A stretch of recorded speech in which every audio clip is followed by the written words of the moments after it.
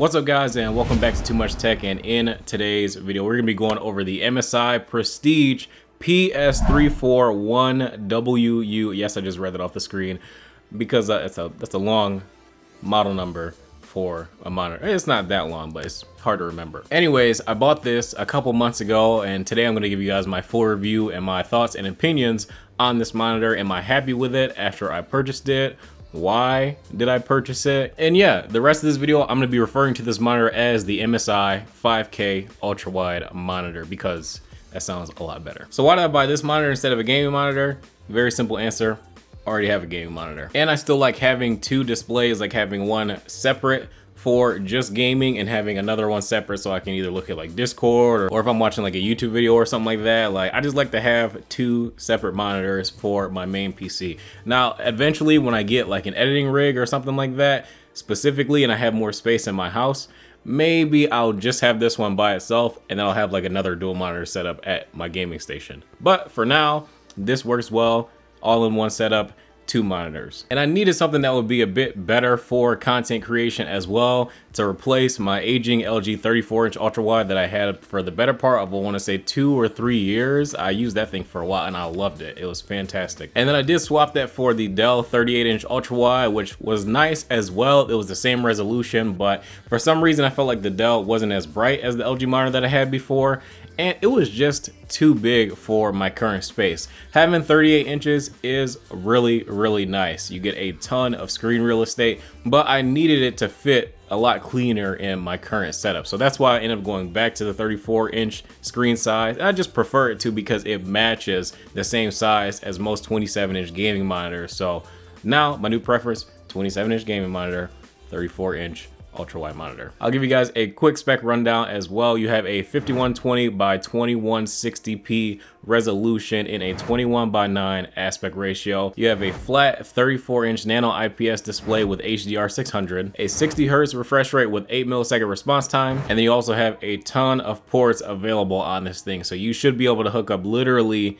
anything that you need to this monitor. I did put a USB hub on the back of this monitor. That's just something I've always done with my ultra-wide monitors, just to have a bit more accessible USB ports on the back that I don't really have either sticking out the side of the monitor, which I really don't like the look of that, or having to reach underneath the monitor to grab, you know, anything from the USB port. Usually I'll use those for things that are going to be more permanent, like the pass-through, and if I got a keyboard or something plugged up like I do now. But because I changed my setup around so much, I just like to have something that's super easy. The design really impressed me. I never had an MSI monitor before, so this is my first time, and I'm really happy with the purchase so far. The stand, the metal base is really high quality. I love the white and black and gold accent aesthetic that they've got going on for their MSI Prestige series. They do have Prestige PCs as well, and they match the color scheme, and I was like, maybe I can make some space for editing, but I really don't need it right now. So I dumped that idea real quick for now, but maybe I'll entertain it again in the future. Anyways, back to the stand. It is height, swivel, and tilt adjustable, and it does have a pretty decent range of motion. So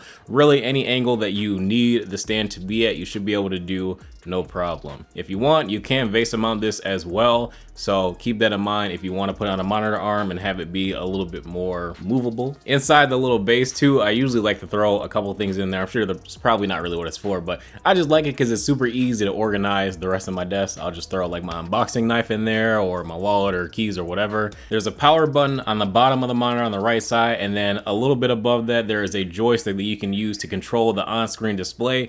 Neat trick about the on-screen display, you actually can download software for this monitor. You can actually control the on-screen display with your mouse. But I had like this weird issue where this little thing that said micro key detector kept popping up on the bottom left-hand side of my PC, covering the Windows button and the Cortana button and a couple of my icons and stuff like that. So I ended up just uninstalling that because at first I thought it was Wallpaper Engine, then I thought it was like a game I installed or something. And I was like, well, let me uninstall micro key detector, and it ended up being the software for the MSI mouse control. So I don't really love the fact that that kept popping up because I thought that was a cool feature, but honestly I hardly ever switch the modes that often anyway, so I don't really worry about it, and it's pretty easy for me to reach to the back and change the modes with a little joystick. But if you do want to use those on-screen controls with your mouse and you don't have that weird issue like I do, I haven't tried on another PC either, so maybe it's just something with mine, I don't know, I'm not worried about it. But you need to make sure that you have the USB 3.0 pass-through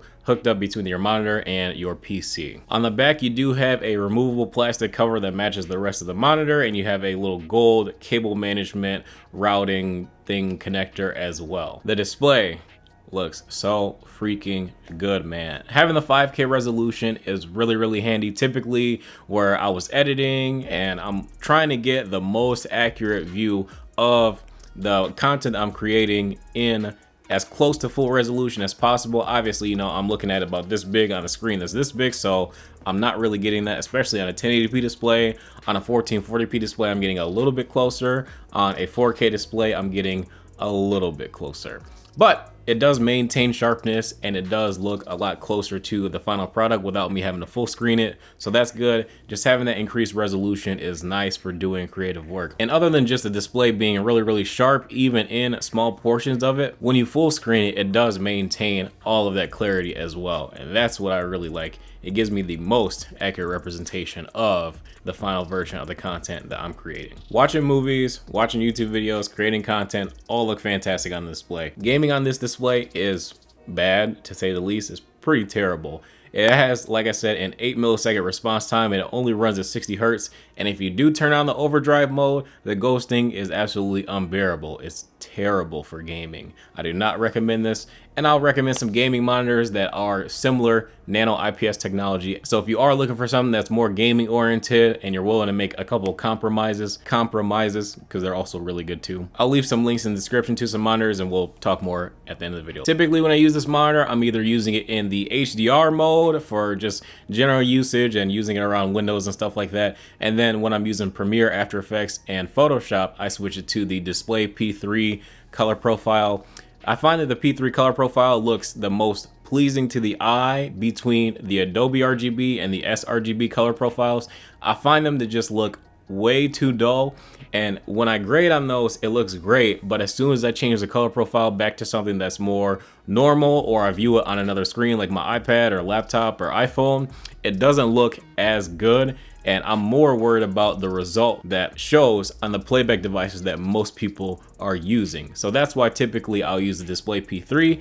It gives it a lot more accurate color and representation to what other people are going to be viewing the content on. So if you're concerned about how this holds up, if you're doing client work or content creation, I highly recommend using that display P3 mode. It does have 98% of DCI-P3 color space and it does look fantastic as well. The backlight bleed is not bad.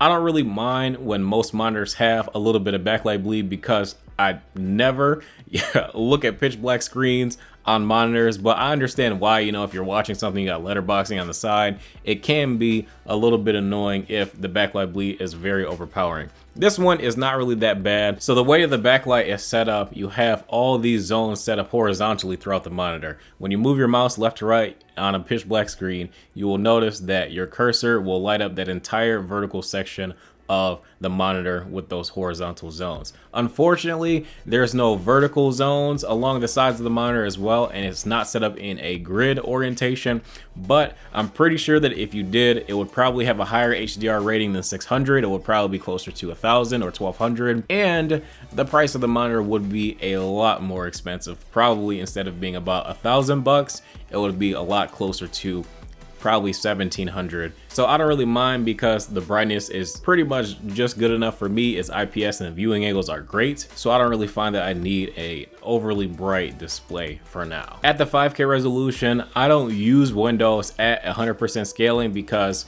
4K and 5K resolution on Windows makes everything extremely tiny and hard to see. You probably need a microscope. So I recommend using 125% scaling on Windows because that will mirror the 100% scaling from 1440p. But you get the increased pixel density of 4K resolution stretched out to 5K. So what factors led into me purchasing the MSI 5K Ultrawide? Well, one, my Dell 38-inch was just, like I said, it was just too big for my desk.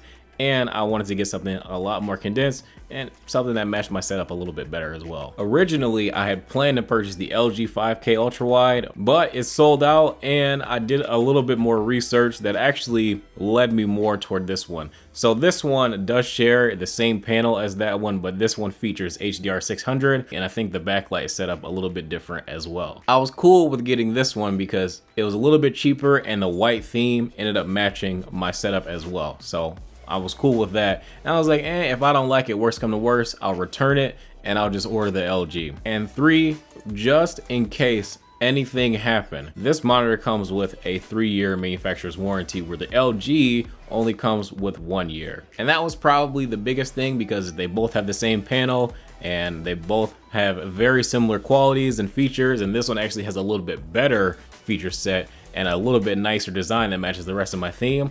The next thing I'm going to be worried about is the longevity. So in case anything ever happens, I'm covered for a lot longer period of time. And it's expensive too. You know, like I said, I paid like $1,000 for this monitor. And in case anything happened just outside of a year, I would be really upset if I didn't get the care that I needed to get this one either replaced or repaired or whatever. And as soon as I pull this thing out of the box, I didn't think about the LG monitor anymore. I was 100% content with my purchase at that point. So for now, this is definitely my primary content creation monitor. This is what I use to produce all my YouTube videos. And yeah, I don't really know what's next for me to replace this monitor with. I don't really see anything on the horizon currently. I could go to maybe like a 4K or a 5K standard monitor, but I got the Ultrawide because I enjoy using Ultrawide monitors, because you get more horizontal screen space for your timeline, and just to have more than one app up is nicer because you get a much larger viewpoint of what you're doing when you're multitasking. And if you're just monotasking and doing one thing, you fill up the entire screen and it's a lot easier to focus and be more productive.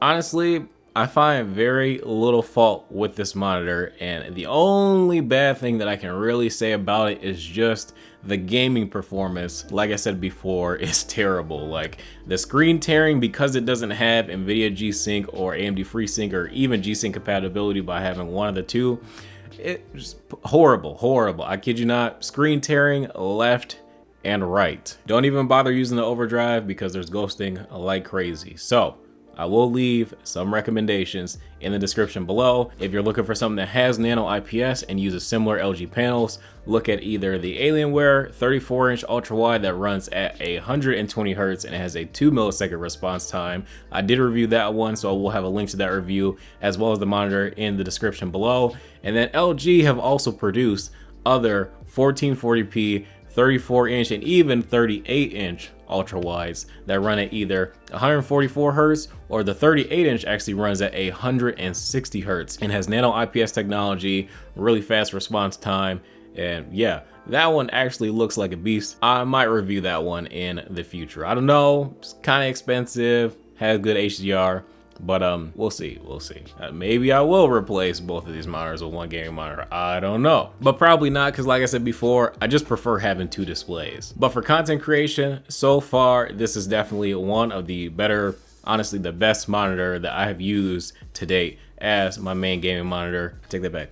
As my main productivity monitor long term. And for the price, I can't really think of anything else that I would be more willing to try that I think would honestly give me better performance and would suit my needs to make my life easier. But alright, you guys, that's gonna be it for this video. If you guys enjoyed, be sure to drop a like and subscribe if you guys are new to the channel. Thank you so much for tuning in to today's review. I hope that this was helpful in you know, making your decision on if you're looking for a new content creation monitor or just a supreme media viewing experience. But yeah, if you're gaming, don't buy this one. I'll leave some links to some good ones below. If you're not gaming and looking for a content creation monitor, I will leave this one linked in the description as well. If you're looking to check it out, look a little bit deeper into the specs and all that good stuff. If you guys have any other questions, feel free to join my Discord and chat with us in the general chat, or you can DM me directly. I don't mind. And yeah, follow me on Twitter and Instagram. I'll see you guys in the next video. Thanks for tuning in. I'm getting super close to 20,000 subscribers. That's all I got. See you in the next one. Not sponsored, but this canned G Fuel is kind of good, but I don't like the fact that it's carbonated. I kind of feel like that was, you know, what you would expect because it's in a can and most of the time it's carbonated, but I don't know. I feel like I was expecting it to taste like what the G Fuel you make at home is gonna taste like if they made it properly, minus the carbonation. Kinda upset, but it's still good though, so I'll deal with it.